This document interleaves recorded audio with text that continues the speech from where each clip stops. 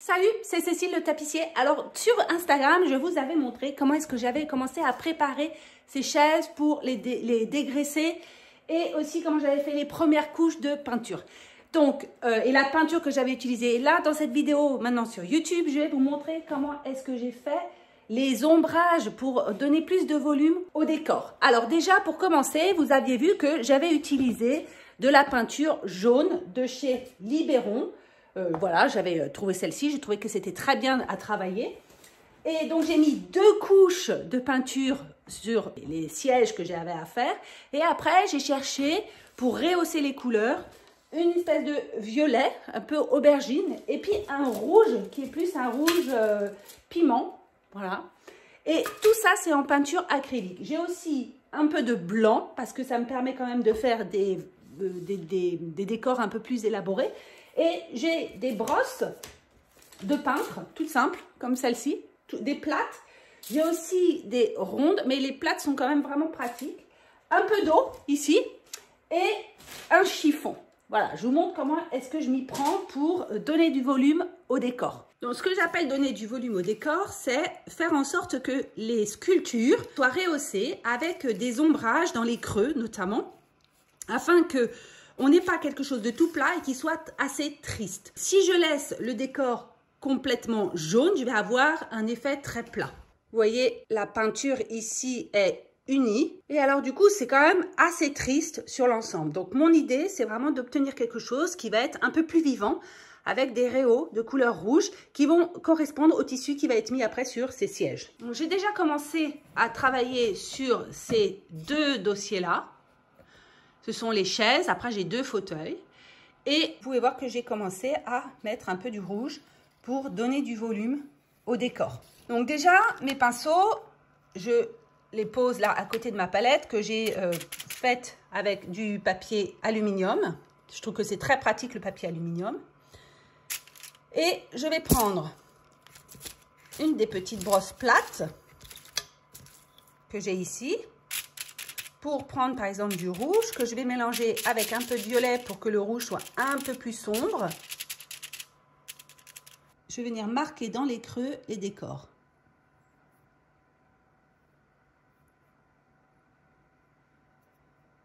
Donc, les feuilles d'acanthe.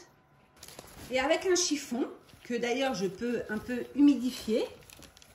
Donc là, je l'ai trempé dans l'eau. Je vais venir essuyer le trop-plein de peinture. Et si vous essuyez, vous allez avoir les creux qui vont rester colorés. Si vous essuyez beaucoup, ça va effacer, mais ça va rester un peu rosé.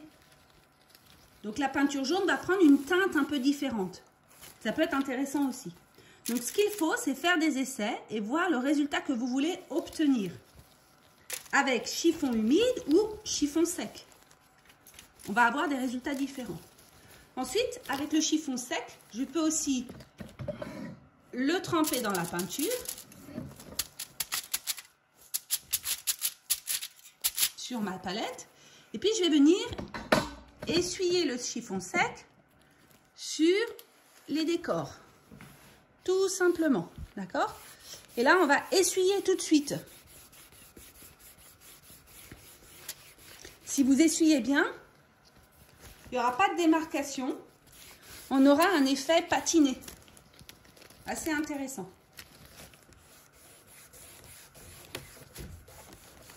Et ça, bien sûr, ça va participer à mettre en valeur les sculptures du siège.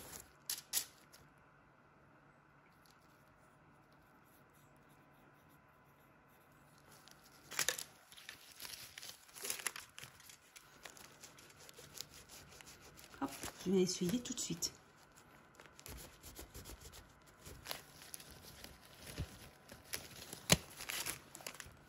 Ce qu'il faut comprendre aussi, c'est que on va voir le fauteuil, le siège et les décors, on va les voir dans un ensemble. Donc, il ne faut pas vous focaliser sur des petits détails qui vous paraîtraient disgracieux, parce que c'est la vue d'ensemble qu'il faut observer. De toute façon, comme vous avez toujours la peinture d'origine, vous pourrez repasser un peu de couleur de fond par-dessus. Ça ne pose aucun problème.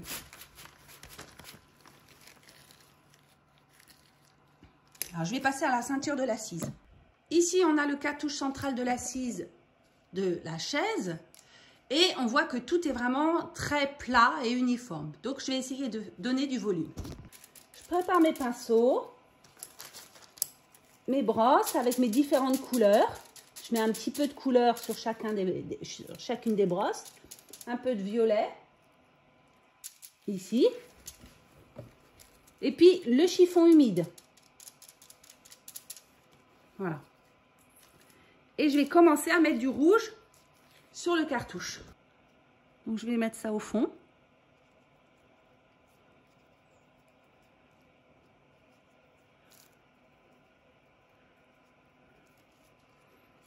Bien, un petit peu rosé, donc je vais essuyer mon pinceau et mettre quelque chose d'un peu plus rouge au fond. Voilà.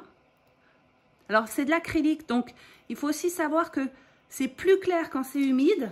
Et quand ça va sécher, ça va foncer. Et là, hop, on va essuyer.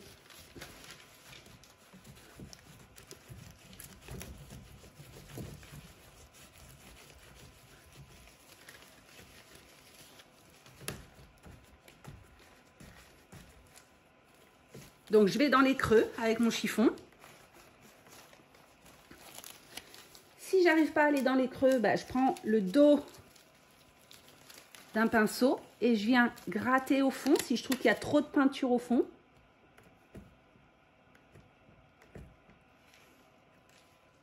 Et je vais humidifier mon chiffon pour essuyer ce qui est ici au centre pour l'éclaircir. Vous voyez, tout de suite ça éclaircit. C'est pour ça qu'il faut tout le temps avoir le diluant de votre peinture sous la main.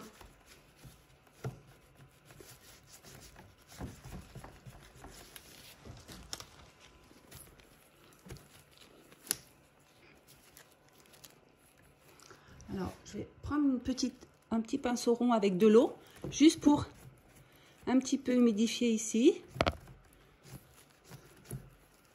Voilà, et là, on a quelque chose qui commence à avoir un peu plus de volume.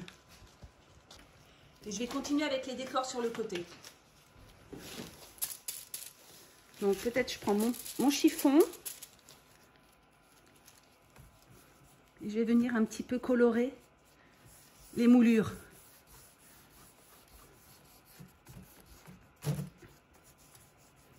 Donc là, j'ai pris le violet.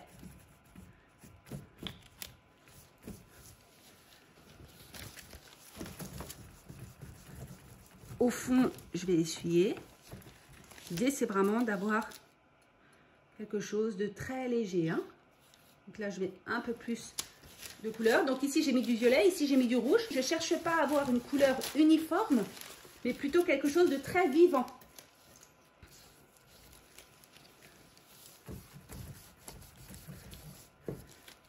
Donc, c'est pas beaucoup perceptible, les différences de couleurs, mais le rouge est un peu plus vif.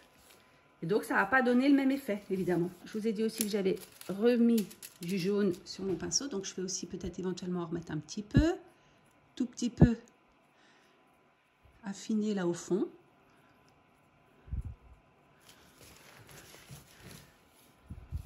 Que les transitions soient plus légères. Et éventuellement un peu de blanc sur le dessus, à l'avant. Ici, pour un tout petit peu donner de l'éclat. Donc on peut aussi mettre du blanc ici en haut là. Voilà. En fait, j'essaye. Je fais plein d'essais et celui qui me paraîtra bien sera celui que je vais adopter. Et là, ça me paraît pas mal. Il faut aussi imaginer qu'après, il y aura une finition, un vernis par-dessus. J'ai décidé que j'allais utiliser du vernis à base de gomme laque. Ce qui va me donner aussi un peu de chaleur dans le vernis. Donc ça, on verra ça dans une étape suivante. Hop. Et là, j'y suis. Voilà. Donc on voit clairement hein, la différence entre là et là. Bon, moi, je trouve que ça, c'est beaucoup plus vivant que cette partie-là. De toute façon, mon conseil, c'est vraiment de tester encore et encore. Vous n'avez pas vraiment de risque, c'est de la peinture, elle peut sécher et alors vous allez recouvrir par-dessus votre couleur d'origine si vous trouvez que c'est raté. Le mieux, c'est vraiment d'essayer et de trouver votre méthode en alternant des pinceaux, des chiffons humides, des chiffons secs et de trouver ce que vous voulez exactement comme patine.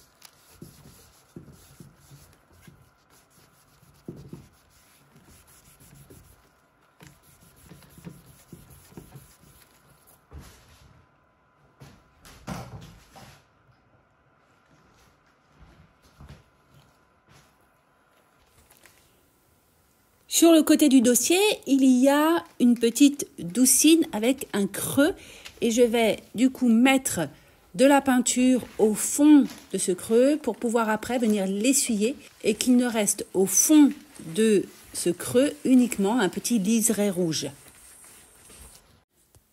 Voilà, je pense que je vous ai dit l'essentiel sur la manière dont je fonctionne pour décorer et mettre en valeur les décors sur les sculptures des sièges.